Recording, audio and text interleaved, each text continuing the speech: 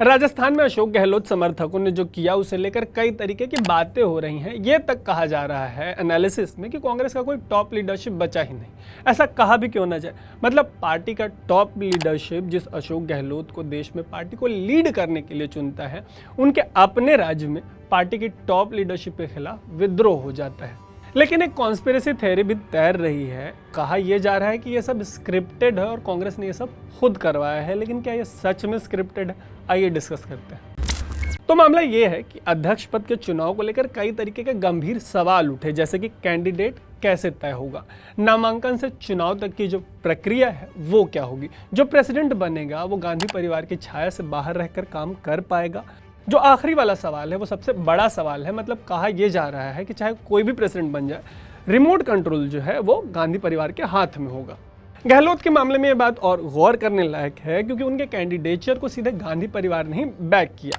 ऐसे में चर्चा और गर्म हो गई कि गहलोत कितना इंडिपेंडेंटली काम कर पाएंगे। मतलब अगर इंडिपेंडेंटली काम करने की आज़ादी होती तो एनी डे, मतलब किसी भी दिन किसी राज्य के सीएम से कांग्रेस का जो अध्यक्ष पद है वो बड़ा है। लेकिन शायद इसी आज़ादी की कमी की वजह से गहलोत सीएम की कुर्सी से चिपके रहना चाहते हैं। मतलब कहा तो यह भी जा रहा है कि सीएम जो अपनी कुर्सी से चिपके हुए हैं, ये पूरा मामला जो है वो अपने आप में दिखावा है। ये इसलिए करवाया गया ताकि सबको लगे कि गहलोत अगर अध्यक्ष बने तो वो एक कमजोर अध्यक्ष नहीं होंगे। ये भी कह रहे हैं कि राजस्थान के घटनाक्रम से कांग्रेस के अध्यक्ष पद की गरिमा को और मजबूती मिलेगी। ऐसी बातों को बल मिलता है कांग्रेस के टॉप लीडरशिप के एक लेटेस्ट एक्शन से। कांग्रेस अध्यक्ष पद और राजस्थान कांग्रेस में बरपे हंगामे के बीच पार्टी ने सीएम अशोक गहलोत के खेमे के खिलाफ कार्रवाई की है, लेकिन सूबे के सीएम गहलोत पर कोई एक्शन नहीं लिया गया। वहीं पार्टी के अध्यक्ष पद के चुनाव के लिए अब तक केवल शशि थरूर और पवन बंसल के नाम जो है वो तैर रहे हैं। इस चुनाव के लिए नामांकन की जो आखिरी तारीख है वो 30 सितंबर है। इस बीच कहा यह जा रहा है कि हाईकमान दिल्ली में जो बैठा है, राजस्थान के सियासी बवाल और अध्यक्ष पद के चुनाव के बीच पैदा हुए संकट से निपटारे के लिए दो तरफा रणनीति पर काम कर रहा है। एक तरफ पार्टी कुछ नेताओं को सीएम गहलोत से बात करवाने के लिए भेज रही है, बात करवा रही है, तो दूसरी तरफ सभी तरह के विकल्प जो हैं उनको खुला रखा गया है। मतलब बॉटम लाइन ये है कि गहलोत अभी भी रेस से बाहर नहीं हुए, इतने बवाल के बाद भी बाहर नहीं हुए।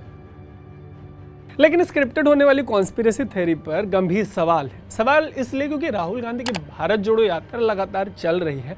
अरसे बाद इस यात्रा की वजह से कांग्रेस को ठीक ठाक कवरेज मिल रही है। बड़ी बात यह है कि अरसे बाद कांग्रेस को पॉजिटिव कवरेज मिल रही है। ऐसे में स्क्रिप्टेड होने वाली बात कर रहे लोगों से कोई सवाल कर सकता है कि क्या कांग्रेस राहुल की भारत जोड़ो से अटेंशन को डिवाइड करने का रिस्क लेना चाहेगी, मतलब अटेंशन बंट जाए उनकी इस यात्रा से। लेकिन ऐसे सवाल के जवाब में ये भी कहा जा सकता है कि आखिर राजस्थान वाले जो एपिसोड है, राजस्थान में जो बवाल हुआ, उससे भी तो कांग्रेस को ही कवरेज मिल रही है। उनके अध्यक्ष पद का जो चुनाव है वो लगातार चर्चा में है। ऐसे में उनकी 10 उंगलियां घी में और सिर कड़ाही में है, क्योंकि एक कहावत यह भी है कि any publicity is good publicity. हाँ, ऐसी पब्लिसिटी, कॉन्स्पिरेसी थ्योरी और तमाम तरीके की बातों के बीच एक खबर यह भी तैर रही है कि गहलोत सीएम की कुर्सी छोड़कर राजी नहीं है। ऐसे में यह कहना तो मुश्किल है कि राजस्थान में जो हो रहा है वो स्क्रिप्टेड है या नहीं।